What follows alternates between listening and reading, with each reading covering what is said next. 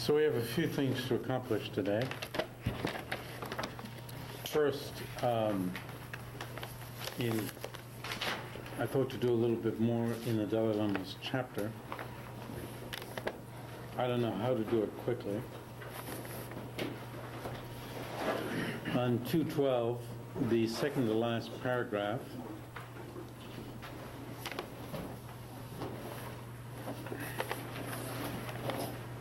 he says the exalted qualities of the effect stage of Buddhahood, such as the 10 powers and the 4 fearlessnesses, are all present in substance in this mind vajra. This is a great question. Are the qualities of a Buddha pre-existent in the mind vajra, or are they there, as he's saying, in substance? In Nyingma texts, it is often said that all of the qualities of a Buddha are already present. Geluk objections, and other objections to that are, how could a Buddha be obscured? If a fully developed Buddha was present, then what does it mean that that Buddha is obscured? And so the Dalai Lama is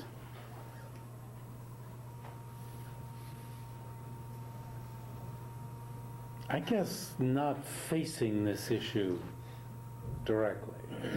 He's skirting it by saying that they are present in substance and not going into the controversy of to what extent Buddha qualities are present in the ground of Buddhahood, in the Buddha nature.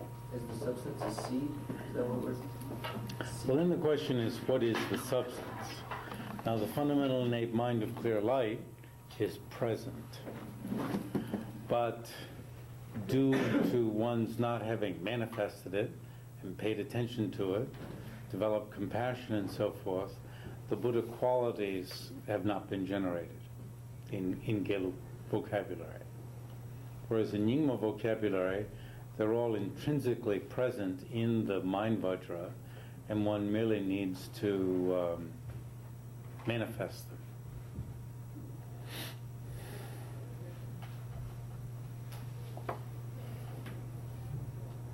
So, what's the difference between their manifestation is prevented by the presence of certain conditions and the Geluk presentation that you need to overcome the obstructions to omniscience? Well, one is saying that they already exist there, and the other is saying that they exist there in seed form, or the potentiality is there. Both sides are saying you have to remove some problem, you have to remove an obstruction. Yeah, because it's always couched in the terms of removing something, isn't it? In the Geluk representation. You're not generating a Buddha mind, you're removing Oh, this no, stuff. you're generating it. You are. No question. So even Omniscient mind is not already there. So it sounds like the difference is between seed and there, the totality. Yes. Okay. So, if it's not there, how does it get in there, the Buddha quality? How do they get in? If they're not there already, how do they get in there? Well, is an oak tree in a seed, an oak seed? Well, you would say, yeah, in potential. Yeah. Tiny little seed, this huge oak Yeah. tree. Yeah, how can you say that defilements are adventitious if this crud is... If it's beginningless, Yeah. adventitious doesn't mean that it has a beginning.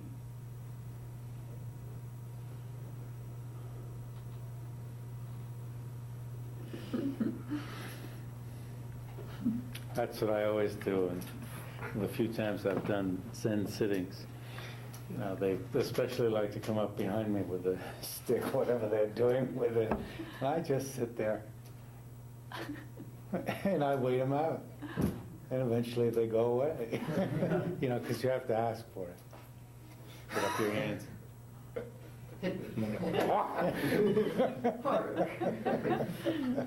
I just don't ask. They think that sort of the pressure of their standing there will cause you to ask. Forget it. Yes? Well, I guess I'm just wondering if there's any quality at all. Forget all the Buddha qualities or omniscience or anything. Is there any quality at all to a Geluk understanding of this basic mind, fundamental light, mind of clear light, whatever? Is there any quality at all, even just good? I mean, talk about pure. I mean, is there anything at all? That is present both in the impure state and in the pure state? Right. Well, certainly it's being luminous and cognitive. Okay. So there's a quality. Okay. I'm just saying. And so it's there's being qualities there. the most profound level of mind, of course. Okay. Qualities, no question, yes. Okay. So why is that obscure? I mean, I don't see why. Oh, yes, okay, I follow what you're saying, yes. Well, I'm not going to give you easy answers, because it's always been obscured. Why do they need to? But that's just an easy answer. I think that's why they take this mind, this fundamental innate mind of clear light, and separate it out, put it in a box, a jewel box with a white top and a red bottom at the center of the channel wheel at the heart. They separate it out. And so this fundamental mind, so to speak, is not the core of all consciousness. And therefore you have to stop everything else in order for this to manifest. Whereas in Nyingma, because fundamental mind is the core of every single consciousness, no matter whether you're generating fierce hatred or whatever, that still has a core that is Rigpa. And so you can identify basic mind even in the midst of that. Now there has to be something very important about the heart center as maybe a switch for manifesting the mind of clear light. But to actually put it inside a little box at the heart has always bothered me. I mean, I've always preferred the Nyingma version. But I'm going to go do my butt again. Do my butt? Do a butt, make a qualification again.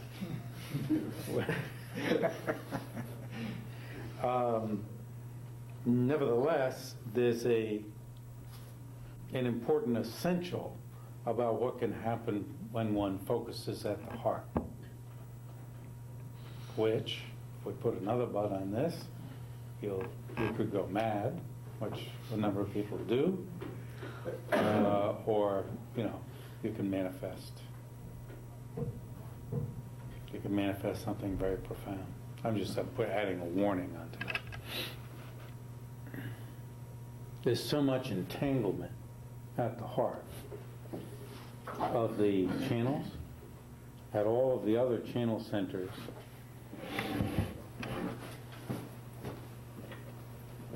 If like at the throat,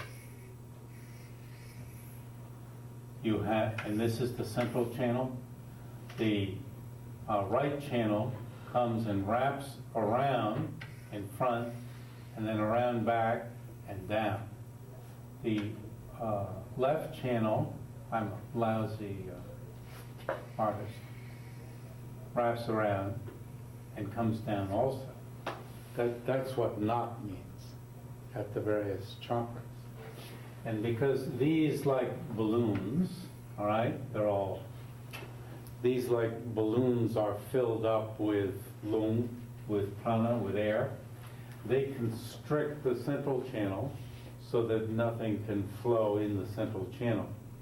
So unloosening the knots doesn't mean untying them. There's no way you could untie them. But it means to deflate them. Now at the heart, however, there's the wraparounds are triple. So there's a six-fold wraparound at the heart. So that shows you the number of problems there are at the heart, and thus the degree of, what would you say, if you start with anxiety and then neurosis and then psychosis, that can be generated from undue attention to the heart chakra.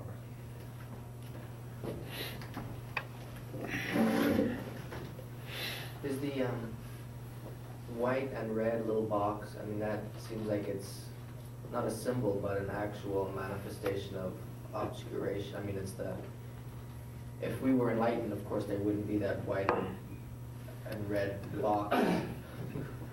Yeah, there's apparently two, they're called indestructible drops. And I can only say I've heard there are two types.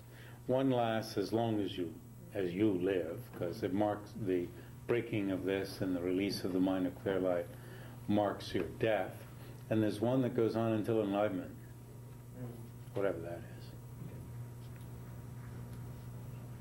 is. So,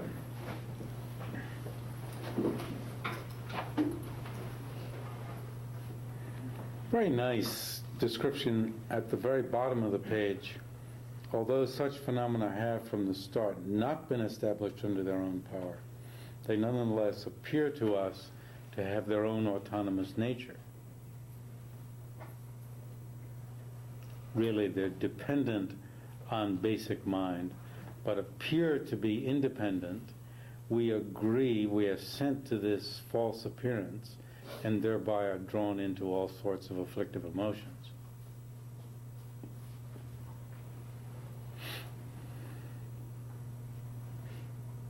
So then, in the middle of 213, he draws parallels with the New Translation schools.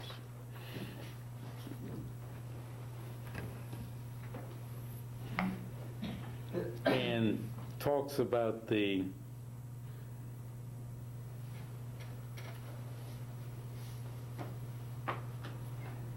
subtler levels of mind, and that karma is produced only when one is in states that are coarser even than the minds of white, red, and black near attainment.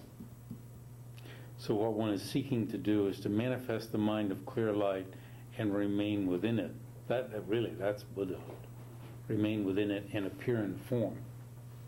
In Sankhya, you remain within it and disappear. If you're in form, you can't be in the deepest state. This seems to be the profound difference, as far as I can see. So there are enlightened beings, but those enlightened beings, it's like, have descended back into form.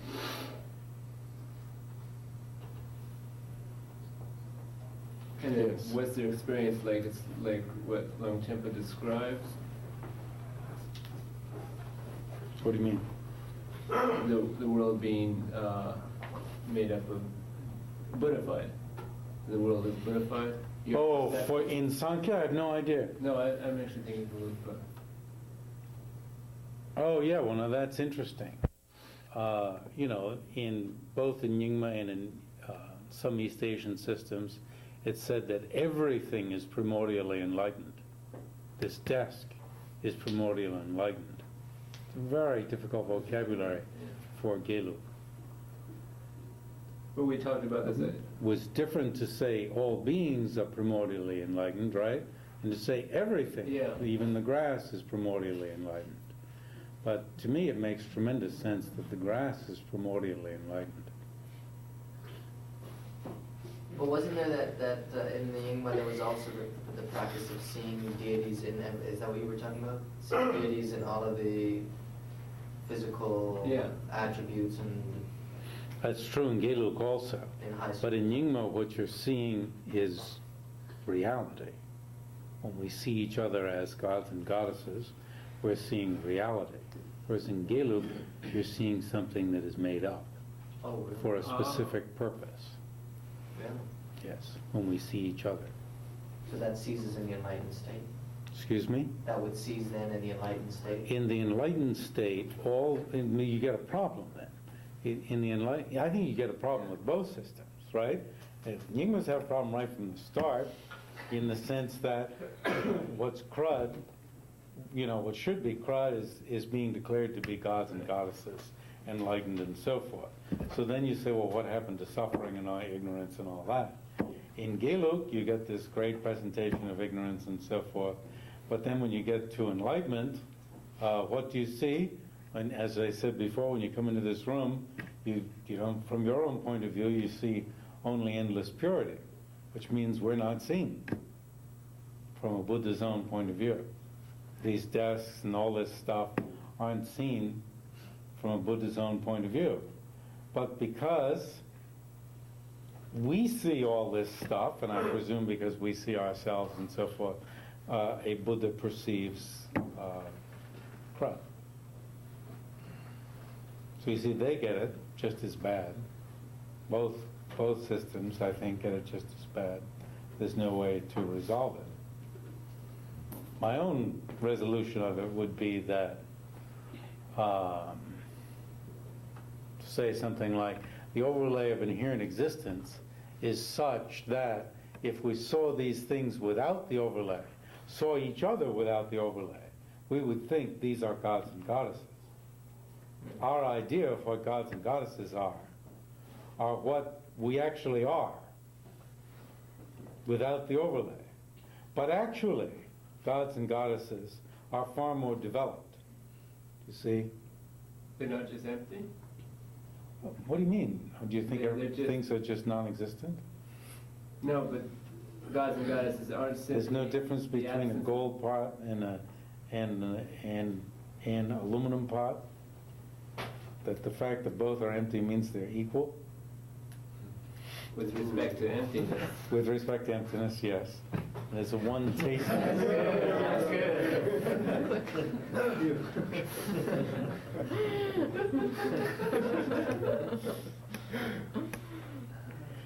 But that through paying attention to that nature, one develops. I mean, there is a difference between a Buddha and a sentient being. I'm still willing to hold. But you see, without this overlay, we would think, oh, my, these beings are just gods and goddesses.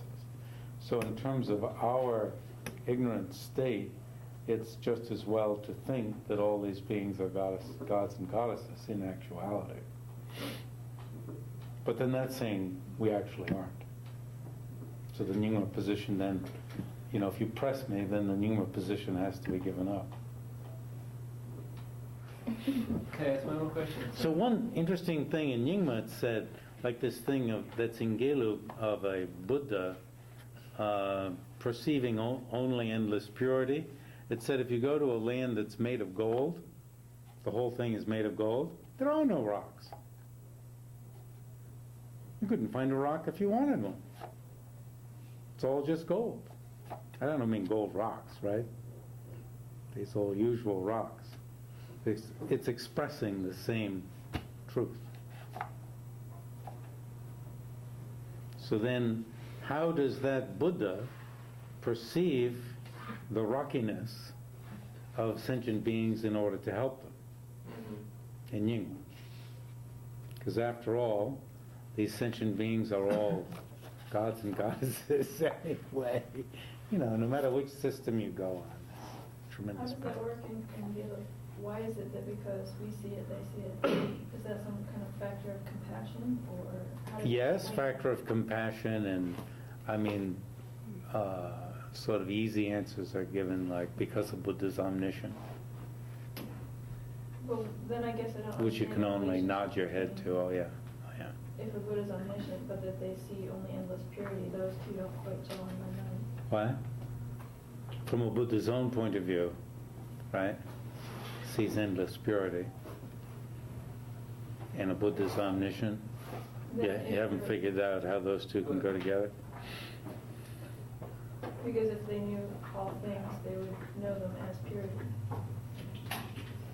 Oh no, it doesn't have to be. Well, I can see your point, but in some issues you race on. With some issues, you race on Is it that to the next topic.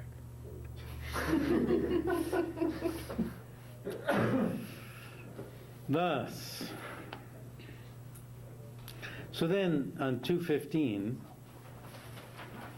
he's showing how,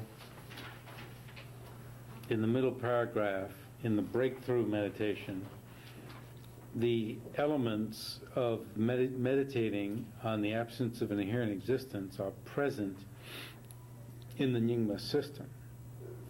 Meditating on where the mind comes from, the arising, abiding, and going away of the mind. Practitioners are told, your Lama tells you, watch from where your mind arises. Where does it abide? And into what does it cease? Where does it go to? And you do this for a week, a month, and come back and meet with your Lama, and your Lama says something to you, and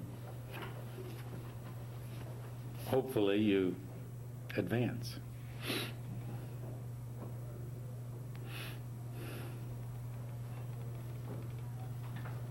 Really very helpful practice. Startling. Whereas in Geluk, the bottom paragraph, the meditation is mainly with respect to the person. In Nyingma, it's mainly with respect to the mind. But then he turns his back on the Gelugpas and says, hey, you Gelugpas are following Aryadeva in his lame compendium for practice, which is commentary on the Guhya Samaja, your favorite Tantra. And in there he says, if you don't know the nature of the mind, turning to page 216, you cannot be released. So this is what he's constantly doing with the Gelugpas, holding them back, right? Holding their feet to the fire. That's Aryadeva who says that? Holding the feet to the fire? No, the quote you just read, or is that from Guhya Samaja? Yes. Thank you. If you don't know the nature of the mind, you cannot be released. And the Dalai Lama says he does not say that if you don't know the nature of the person, you can't be released. Or the nature of a sprout. You Gelugpas, your favorite, subject when talking about emptiness is a sprout. Nyugu Churjin, right? Just, oh yeah. There's a whole lot of talk about sprouts. Which is a really ambiguous topic anyway, As one of my teachers pointed out, you should think of a sprout as like this big. Because otherwise you take the tiny sprout, it looks like a seed in one way, it looks like a sprout in another way. He says it's not talking about that. So you see in the bottom, you see what he's doing. At the end of the paragraph he says, just as Aryadeva, whom you Geluks hold to be so important, stress the nature of the mind, so does Nyingma. And then he's willing to concede that in Nyingma there isn't clear and detailed description of whether this combination of mind and emptiness is an affirming negative or non-affirming. However, there are some who have said that it isn't an affirming negative. And due to this, some people, meaning some Gelug scholars, have gotten all riled up and said, how could this be a proper contemplation of the view? He says, however, the issue is more complex than that. He's pointing, sort of like, don't be dumb. And interesting way he explains how not to be dumb. Two types of meditation. In Tibetan it's called Tönam Gomba Tang, Shenam Gomba. We could go on all class, couldn't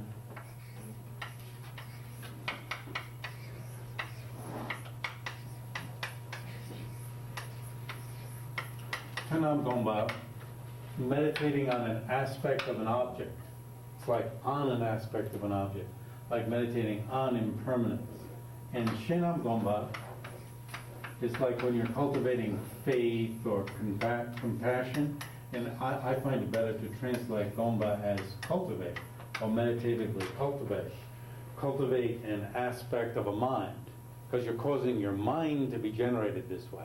Now, in both cases, of course, when you meditate on impermanence, you're generating a mind that knows impermanence, right?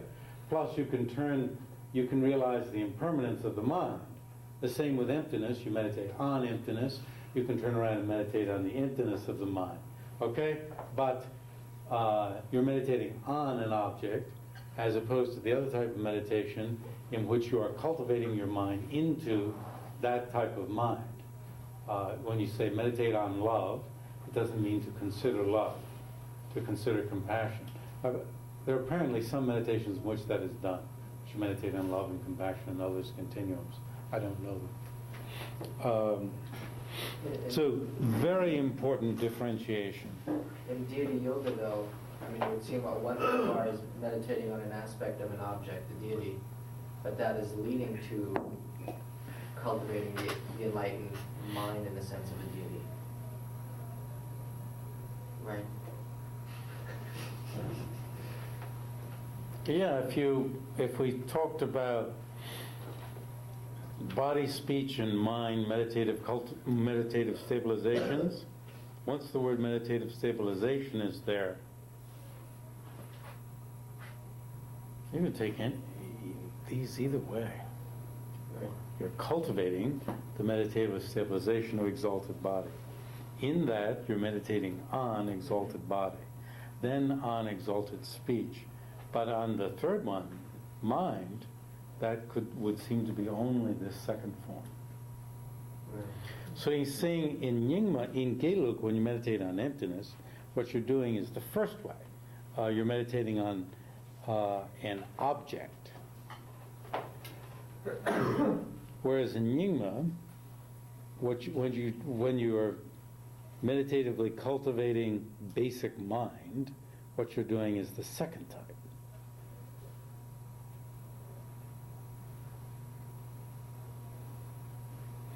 And then at the bottom of the page, he is saying that prior to getting a hold of the entity of this profound mind, you've already ascertained the emptiness of inherent existence through the practice of breakthrough, through watching from where the mind arises, where it abides, where it ceases, or any of the Madhyamaka reasonings.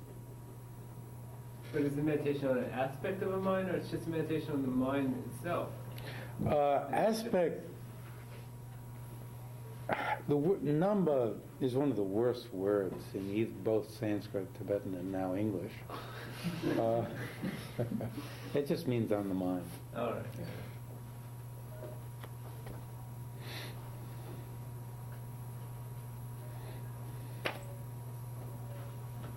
So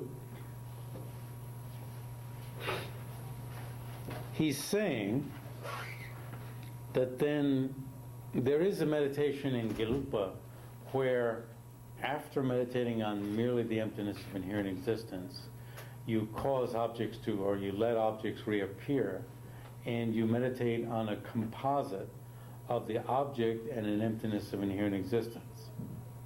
That composite is an affirming negative. And he's saying in Nyingma, when you meditate on basic mind, within the context of understanding the absence of inherent existence, because basic mind is on an entirely different level of mind, you can't just call this an affirming negative and dispense with it as not really getting down to the non-affirming negative. He declares that. Right?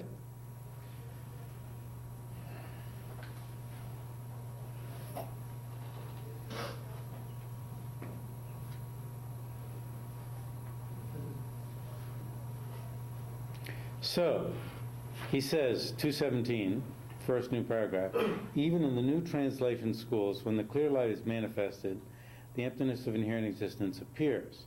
For instance, at death, when the clear light appears, there actually is controversy, and he knows this very well, on whether the emptiness of inherent existence appears or not in ordinary death.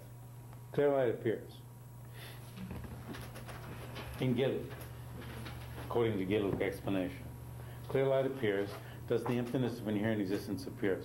You can say yes, and it appears but is not noticed.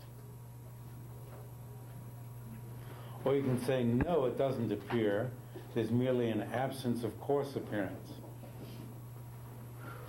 So now he here wants to side with Norsan Gyatso, because he wants an example from within Geluk that says when the mind of clear light appears, the emptiness of inherent existence appears.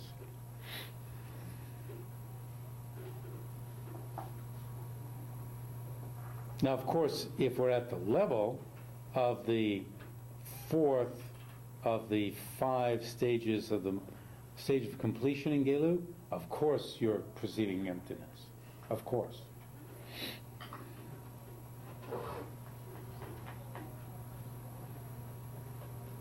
So he's saying, it's more like saying, even the Gelugpa scholar Norsan Gyatso says that even at death by an ordinary person, the emptiness of mere existence appears. So why are people so hung up about emptiness of inherent existence appearing in the Nyingma practice of basic mind?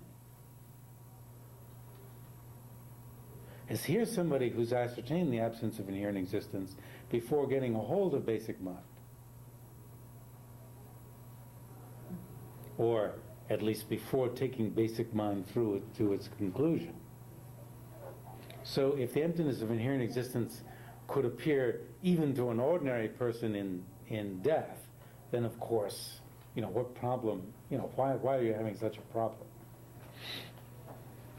Does that go vice versa? That you could realize basic mind before realizing the absence of inherent existence? That's why I modified what I was saying in midstream. It's because he's about to say that. He's going to say that just as he then takes an example, in Nyingma, it said you can get a hold of basic mind in the midst of other minds operating. Right. So he's got to find an example in Geluk for this sort of thing. It's, this can't be a fundamental mind because grosser minds are operating. So he's got to find something like that in Geluk. So he says, look, you Geluks believe in Kala Chakras, in the Kala Chakra system. In the Kala Chakra system, it's said that you can generate an empty form without having ascertained the deepest level of mind, even though that comes from the deepest level of mind. That even a child can make up an empty form. Now, children have imaginary beings and all that. And this is an imaginary, I think there are 2 levels of of imagination here. For instance, in dreams, the special dream body is when you can leave your dream body and actually go do something. Observe something happening, or turn the pages of a book, and so when he's talking about children, the manifesting empty forms, I don't think it's just a low level of imagination, right? It's of a higher level. I don't know what the line is, though. Without having contacted the deep mind of the Kala Chakra system. Yes? Since in Deity Yoga you haven't yet generated direct perception when you begin. That's not an empty form. Yeah. Empty form is more profound than that. It's more profound in a certain sense, but another sense is saying even children can sometimes stumble on this ability. I guess I don't understand what empty form is. Yeah, I was trying to give a difference between mere imagination and this special imagination, and I couldn't draw the line. So Deity Yoga is just mere imagination? Yes. Do you remember, John, Not that mirror is to be looked down. What about the concentration bestowing liberation at the end of sound? Empty form means form empty of matter. It's as simple as that, doesn't it? At the end of sound, would that also be... Well, I wouldn't be surprised if along the way you could manifest some special forms that, for instance, other people could see or sometimes could see. Or you could use it to go out and do something. That'll be great. Right that hole right now, right in the statement.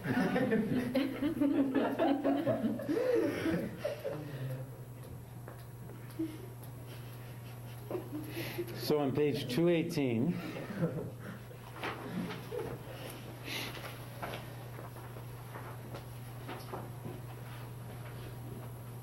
so at the bottom is this discussion in Kala Chakra speaks of the possibility of generating an empty form, which is an appearance of the fundamental mind without actualizing fundamental mind itself.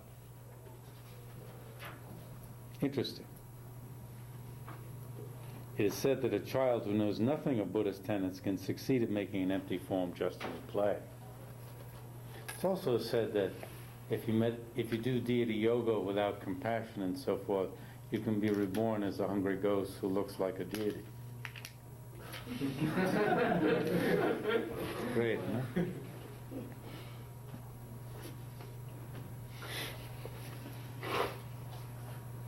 So you see, he's drawing the parallel that in the great completeness. Why is it called complete? Because all the Buddha qualities are complete in the basic mind. And that's why some people prefer the translation of completeness, that there isn't something to perfect. Now, of course, those who translate it as great perfection aren't thinking that there's something to perfect. They're saying it's all perfect, right in and of itself.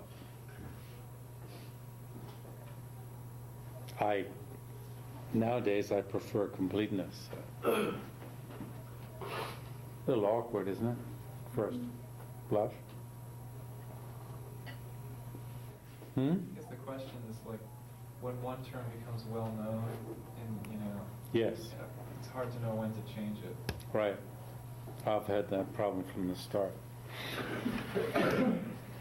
And I always decided just go ahead and change it. If it really doesn't fit. Four Noble Truths I gave up on. But I haven't given up on much else. Ennobling is Giant Sheba's version of Four Prasangika. That's four truths of superiors. Well, it's Four Noble Truths probably says that. Noble, so it's probably all right. Hierarchical, aristocratic.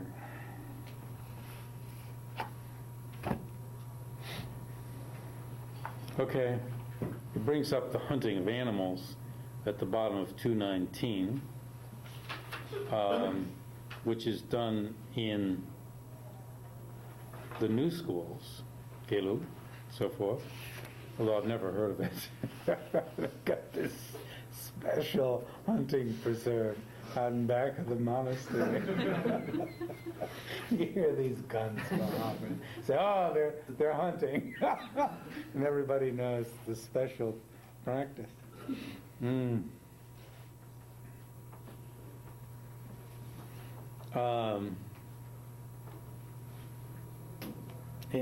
There seems to be something incomplete in this section.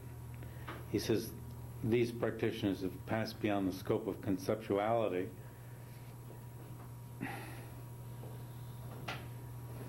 Yeah. Anyway, does that mean you go out and do every horrible thing you can think of? No.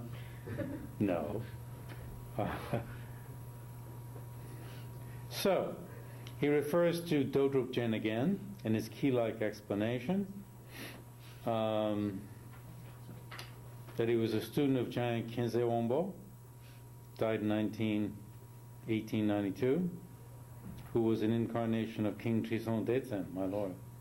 Why don't I give his dates? Which is the 8th century.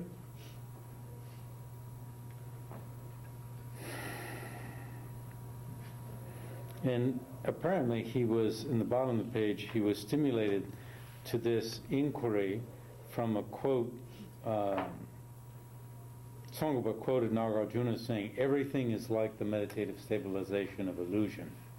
This suggesting that everything is the sport of the fundamental innate mind of clear light. And then he could see a connection over to Nyingma and he's been trying to put it together ever since. The last time that I had discussion with this with him was in a stretch limo somewhere in one country. I have to say, I've been in so many stretch limos with him in so many countries, I don't know where it was. And he asked me, well, no, not ask me, but he raised it as like a question. Just what does it mean to be the sport of the fundamental mind? I said, does it mean to be that the fundamental mind is its substantial cause? Nyingma.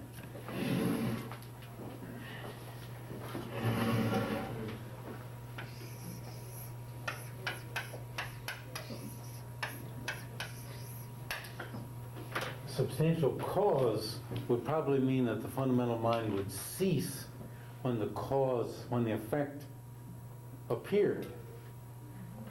And thus, my response, if you're familiar with the topic, your response is immediate, but perhaps not well thought out. And I thought this was a retreat from, or would be, not that he was making a retreat, because after all, he was just posing a question. And he was not asking me to answer the question either, but to continue a discussion. It's a one-sided discussion.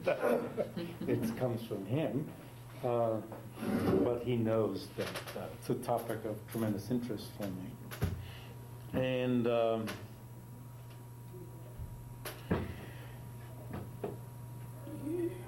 you see, when you posit all of these phenomena of cyclic existence and nirvana as occurring in the dynamism or effulgence of the basic mind in Nyingma, then you have basic mind and effulgence simultaneously. You have basic mind and dynamism, whatever word you want to use, simultaneously.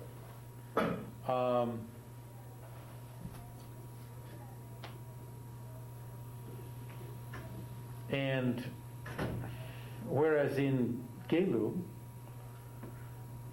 how could you have something pure, the fundamental innate mind of clear light, being the radiator of crud,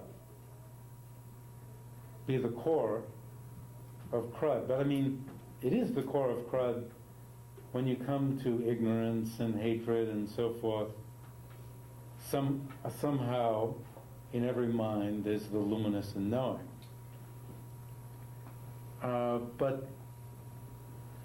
And I haven't sifted out why at a certain point they decide, well, this just isn't, we don't want everything to be a manifestation of the fundamental mind. Why some things like ignorance and hatred can have at their core that which is luminous and knowing, and why everything can't have as its core basic mind. I don't, usually you can feel when a system breaks, why they're breaking. Breaking meaning takes a different fork. They'll explicitly tell you, that's why you know. We don't want such and such to be said to us. We know that they don't want it to be said that everything has as its core a fully developed Buddha mind, right? So anyway, Nyingma means substantial cause, which suggested to me, again, the old metaphor of the mind of clear light at the heart, and maybe it's somehow still existing or ceasing when the other, I don't know, I get lost. Ceasing when the coarser states of mind appear, and I just sort of went, oh, no. That was the end of the conversation. It's like that. Is it ceased or is it obscured? It seems it's more There's obscured. talk about, well, it's interesting. The Mongolian scholar Benden Churje, in talking about this mind, says in Geluk, is there any such thing as a mind that doesn't have an object? It can't be in Geluk. But this one doesn't. So then in what sense is it a mind? And he raises all sorts of problems. So like any system, they're trying to have their cake and eat it too. And then on 222, he introduces ways of looking at different paths as reflecting the different constitutions of different yogas. Within, you Gelupas assert both Kala Chakra and Guhya Samaja that have different layouts of how many channel petals there are in the neck and the throat, for instance, and the order in which the deeper appearances appear. So you should have to say that those two are from the point of view of people with different constitutions. If you say that, could you extend this over to Nyingma too? And of course, where wouldn't you extend it to would then be the next question. Okay, I just want to say I've enjoyed this class greatly. I don't want to say it was the best class so far, but it was.